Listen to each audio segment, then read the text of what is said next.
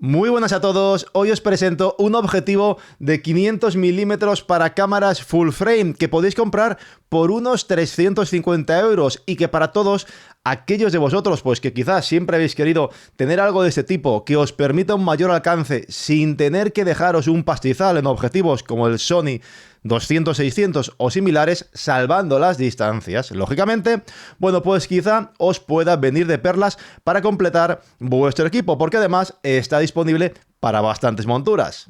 Se trata de una lente desarrollada por la marca TT Artisans, a quienes por supuesto agradezco que me lo hayan enviado pues para poder compartir esta breve reseña. El objetivo viene perfectamente protegido dentro de una caja, en la cual pues encontraremos también el parasol.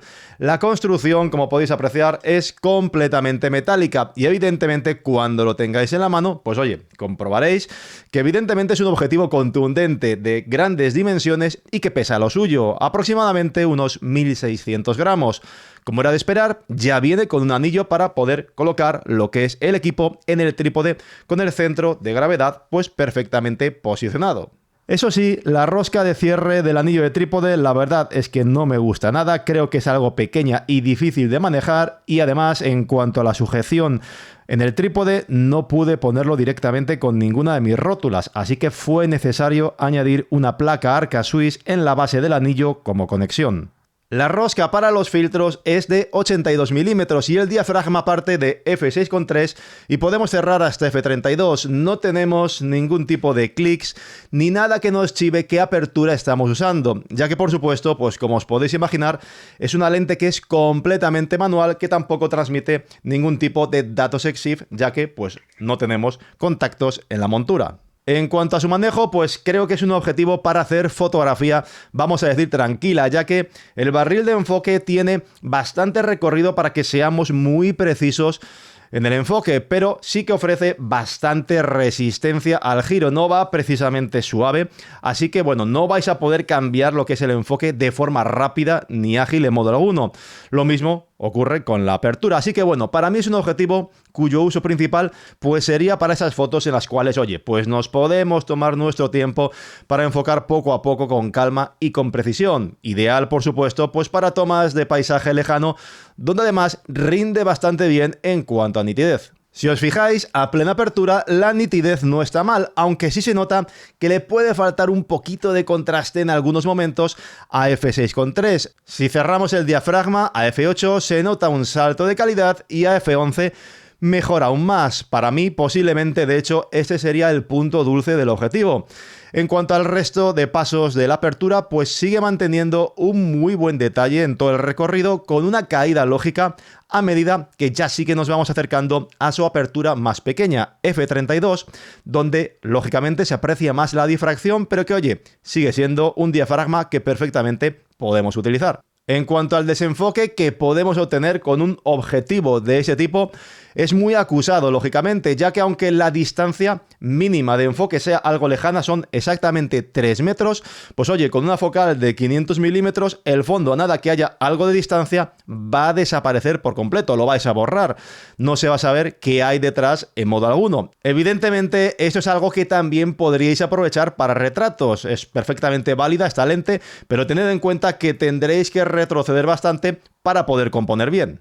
Igualmente, a 500 milímetros, jugando con la distancia mínima de enfoque, podemos obtener también un buen acercamiento. Si ampliamos al 100%, podremos ver todos los detalles perfectamente de ese punto en el cual hayamos fijado el enfoque.